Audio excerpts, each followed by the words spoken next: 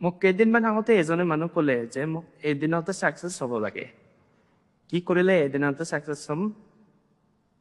সি মানে মোক সুধিছে যে একেদিনে ছাকচেছ কি কৰিলে ছাকচেছ হ'ম।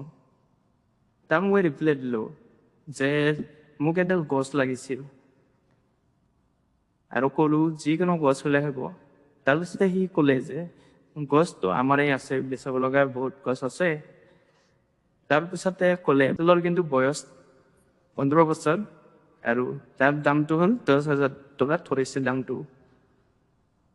তাৰপিছতে মই ক'লো মোক একচুৱেলি গছ নালাগে, একচুৱেলি সেইটো জানিবৰ কাৰণে যে একডাল গছ যদি আপুনি 15 বছৰ হৈছে 10,000 বেচিব লগা হ'ল, মানে 15 বছৰত সেই গছটোৰ ছাকচেছ হ'ল যে বেচিব পৰা হেনে ছাকচেছ হ'ল আৰু।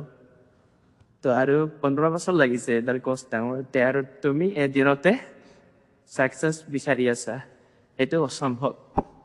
কাৰণ উদাহৰণ তোমাৰ লগতে আছে। তোমাৰ গছডালৰ হিচাপতো চাওক, এডাল গছ এদিনতে ডাঙৰ নহয়, কিমান বছৰ লাগে, গছটো অলপ যতন কৰিব লাগে। ঠিক একেদৰে মই এইখিনি কথা ক'লোঁ। তাৰপিছতে ই বুজি পালে যে হয় আপুনি কথাটো ঠিকেই কৈছে।